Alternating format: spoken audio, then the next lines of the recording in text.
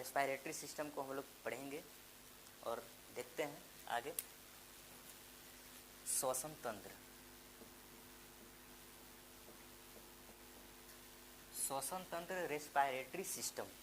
तो श्वसन तंत्र होता क्या है ये तो बता दिए थे कि श्वसन तंत्र जो भी खाना खाते हैं जो ग्लूकोज के रूप में जमा रहता है उसको ऑक्सीजन श्वसन करते हैं, तो ऑक्सीजन आकर के और ग्लूकोज को तोड़ने का काम करता है। जैसे ग्लूकोज जो है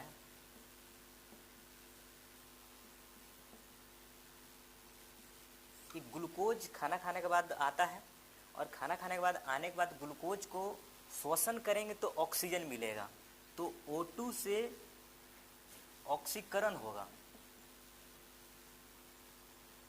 और इसके बाद हमको एनर्जी मिलेगा, यानी CO2 प्लस H2O प्लस ऊर्जा, एनर्जी। तो हम लोग को ऊर्जा मिलता कहाँ से है? तो ऊर्जा श्वसन करने के बाद ही ऊर्जा प्राप्त होता है। तो ये चीज़ तो हम लोग जान गए थे। अब आगे देखते हैं श्वसन के प्रकार। आगे हम लोग पढ़ेंगे श्वसन के प्रकार। तो पहला है अनॉक्सी, एनएरोबिक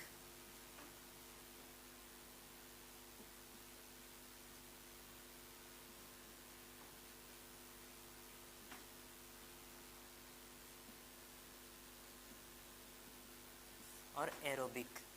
श्वसन दो प्रकार का होता है, अनॉक्सी श्वसन, ऑक्सी श्वसन, एनएरोबिक और एरोबिक।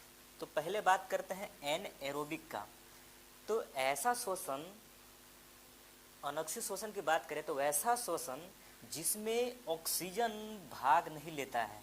जिस श्वसन में O2 यानी ऑक्सीजन भाग नहीं लेता है, जो श्वसन में ऑक्सीजन भाग नहीं लेता है उस श्वसन को अनॉक्सी श्वसन कहते हैं।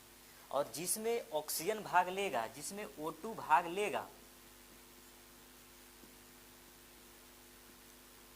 उसे एरोबिक श्वसन, एरोबिक रेस्पिरेशन यानी ऑक्सी श्वसन कहेंगे।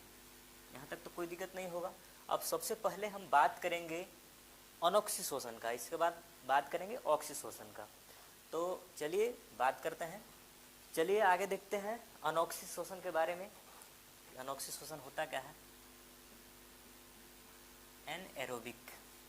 तो ये तो बता दिए थे कि वैसा श्वसन जिसमें ऑक्सीजन भाग नहीं लेता है, मतलब बिना ऑक्सीजन के जो श्वसन होगा उस श्वसन को अनॉक्सी श्वसन कहेंगे। तो अब आगे बात करते हैं कि कौन कौन जीव है जो अनॉक्सी श्वसन करेगा। तो अल्प विकसित जीव, अल्प विकसित जीव जो है ये क्या करते हैं कि अनॉक्सी श्वसन करते हैं। जैसे बैक्टीरिया, कवक और वायरस। बात कर रहे हैं कि वैसा जीव, वैसा अल्प विकसित जीव जो अनॉक्सी श्वसन करते हैं, तो उसमें कौन आएंगे? जीवाणु आएंगे, फंगस आएंगे और क्या आएंगे? वायरस यानी विषाणु आएंगे। इसमें कोई दिक्कत नहीं है। तो सबसे देखिए अनॉक्सी श्वसन से हम लोग को कुछ लाभ भी मिलता है। तो लाभ के बारे में देखते हैं कि आखिर इन लोग अनॉक्सी श्वसन करता है तो उससे हम लोग को लाभ क्या मिलता है। तो सब बात करते हैं सबसे पहले बैक्टीरिया का, कि बैक्टीरिया अनॉक्सी श्वसन करेगा तो उससे हम लोग का लाभ क्या होगा।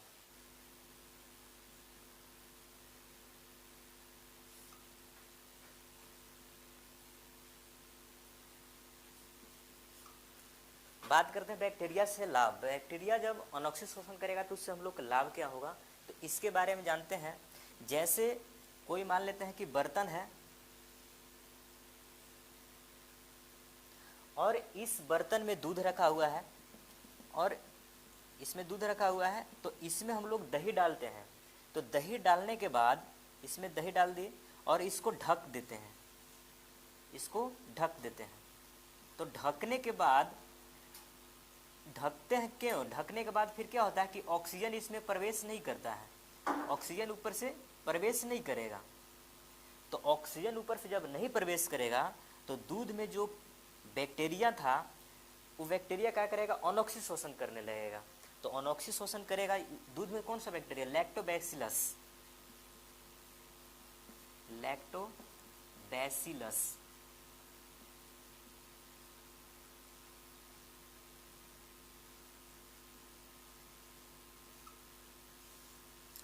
ये बर्तन था, बर्तन को ढक दिए तो इसमें ऑक्सीजन प्रवेश नहीं होगा। जब ऑक्सीजन प्रवेश नहीं होगा तो लैक्टोबैसिलस जो बैक्टीरिया था, जीवाणु है, ये क्या करेगा कि दूध को अनोक्सी शोषण करके दूध को दही में परिवर्तित कर देगा। यानी दूध जो था इसको किस चीज में चेंज कर देगा, इसको दही के रूप में चेंज कर देगा। दूध को दही में चेंज करेगा। कौन करेगा, लैक्टोबैसिलस बैक्टीरिया। दूध क्या होता है, तो दूध होता है शर्करा, लैक्टोज शर्करा। दूध में क्या पाया जाता है, लैक्टोज शर्करा।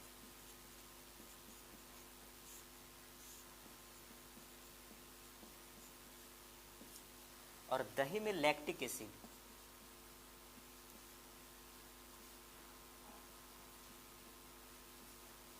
तो एक चीज यहाँ पे देख रहे हैं कि जो लैक्टोबैसिलस जीवाणु है, ये दूध में जो लैक्टोज शर्करा है इसको दही के रूप में लैक्टिक अम्ल में चेंज कर दे रहा है। तो 21 शोषण के द्वारा, अनोक्सी शोषण करने के द्वारा ही चेंज कर रहा है। यहाँ तक तो कोई दिक्कत नहीं होगा। अब बात करते हैं फंगस का, कि फंगस जो कवक है इससे क्या लाभ है। ये अनोक्सी शोषण करेगा तो इससे हम लोग का क्या लाभ होगा। तो इसकी बात करें तो इससे एक ईस्ट होता है। ये एक प्रकार का कवक ही है ईस्ट, इसी को खमीर कहा जाता है। तो ईस्ट या खमीर नामक जो कवक है, एक कवक को का हम प्रयोग किस में करते हैं, तो इसका करते हैं बेकरी प्रोडक्ट।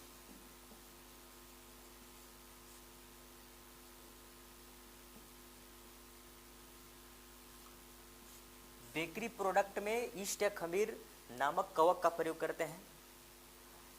इसमें क्या बनता है, इससे बनता है केक, पाव रोटी, जिसको ब्रेड भी बोलते हैं।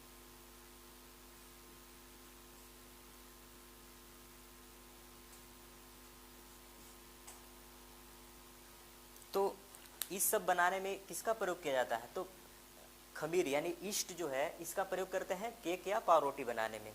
और किसमें इसका प्रयोग करते हैं, तो अल्कोहल बनाने में। और इसका प्रयोग अल्कोहल बनाने में करते हैं। जो कवक है इसका प्रयोग अल्कोहल बनाने में करते हैं, ईस्ट और खमीर नामक कवक का। तो अल्कोहल भी दो टाइप का होता है। एक होता है इथाइल अल्कोहल,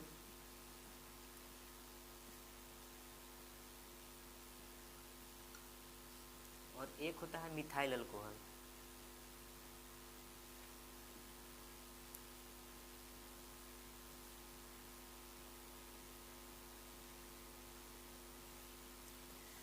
देखिए अल्कोहल भी दो टाइप का होता है, पहला इथाइल अल्कोहल, दूसरा मिथाइल अल्कोहल। तो इथाइल अल्कोहल की बात करें तो ये पीने लायक होता है, मतलब ये जहरीला नहीं होता है। इसी इथाइल अल्कोहल को ही लोग पीता है। और मिथाइल अल्कोहल की बात करें तो ये बहुत ही जहरीला होता है, यानी इसको नहीं पी सकते हैं, ये बहुत ही जहरीला होता है। इसको पीने से अंधापन, गूंगापन या मृत्यु भी हो सकता है, इतना ज़्यादा जहरीला है। तो ये कैसा है मिथाइल अल्कोहल, ये जहरीला है। और इथाइल अल्कोहल कैसा है, तो ये पीने लायक है। तो यहाँ तक तो आप लोग कोई दिक्कत नहीं हुआ होगा। ईस्ट का प्रयोग बेकरी प्रोडक्ट में करते हैं और अल्कोहल में भी इसका प्रयोग करते हैं। पीने लायक अल्कोहल इथाइल अल्कोहल, और जहरीला कौन सा होता है, मिथाइल अल्कोहल। यहाँ तक तो कोई दिक्कत नहीं होगा। अब आगे देखते हैं, अनॉक्सी शोषण में तो कोई दिक्कत नहीं होगा। अब बात करते हैं ऑक्सी शोषण का। ऑक्सी श्वसन, ऑक्सी श्वसन की बात करें एरोबिक, एरोबिक रेस्पायरेशन, इसकी बात कर रहे हैं तो इसमें ऑक्सीजन की उपस्थिति में होता है, बताए थे। ये बहुत ही विकसित जीव ये श्वसन करता है। तो अब हम लोग बात करेंगे कि एरोबिक श्वसन करने वाले जो विकसित जीव है तो कौन कौन अंग से इन लोग श्वसन करता है। तो श्वसनीय अंग की बात करते हैं तो विभिन्न जंतुओं का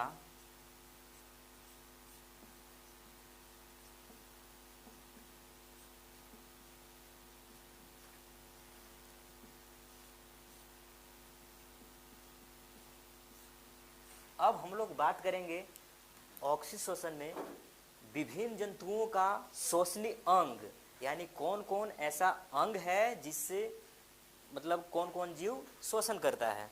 तो जंतुओं की बात कर रहे हैं तो पहला नंबर पे बात करेंगे मछली का। मछली किससे श्वसन करता है तो मछली गिल्स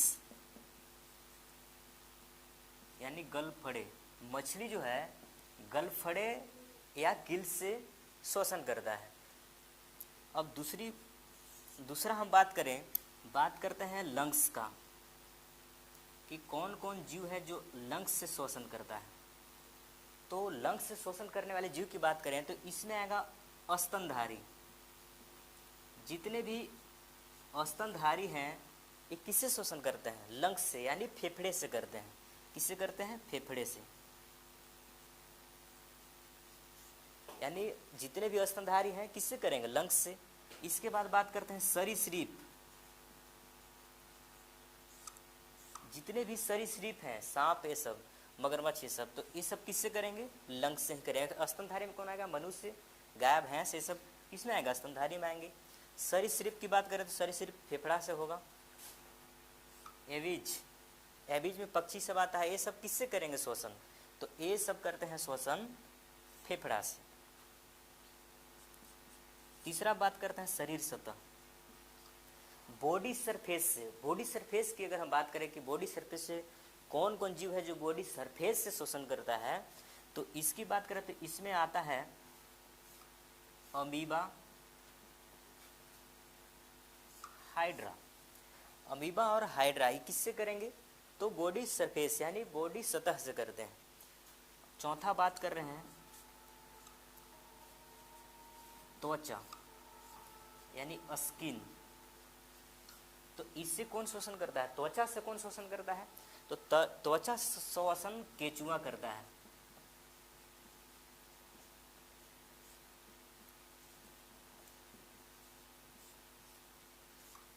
देखिए त्वचा से श्वसन की बात करें तो त्वचा से श्वसन केंचुआ और मेढक भी करता है। मेढक कब करता है, जब ये कीचड़ में होगा तो त्वचा से श्वसन करेगा। और इसमें लंग्स वाला में एम्फीबियन यानी इसमें भी मेढक आता है। जब मेढक शरीर धरती के ऊपर रहेगा तो लंग्स से करेगा, और जब कीचड़ में रहेगा तो स्किन से करेगा, त्वचा से करेगा। और जब पानी में होगा तब किससे करेगा, गलफड़े से करेगा, यानी इसमें भी मेढक आ जाएगा।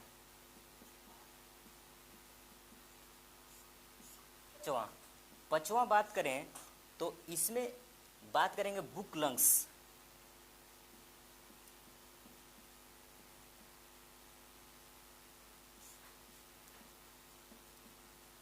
पुष्ट फुफ्फुस,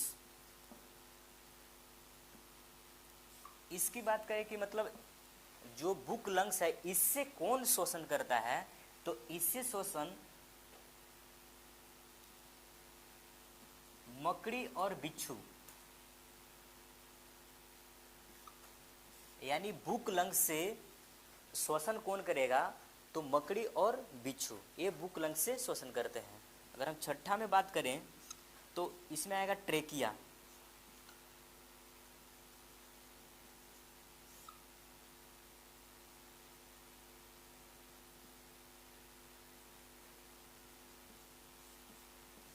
कि ट्रेकिया से कौन श्वसन करता है, तो ट्रेकिया से श्वसन कीट करता है।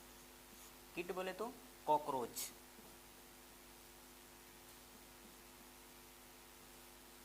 जो कॉकरोच है वो किससे शोषण करता है, ट्रेकिया से शोषण करने वाले जंतुओं के बारे में जान गए। अब मनुष्य को भी जानेंगे स्तनधारी में लंग्स करते हैं। तो अब हम लोग मनुष्य के श्वसन अंग के बारे में जानेंगे अगले क्लास में। आज इतना ही। जय हिंद।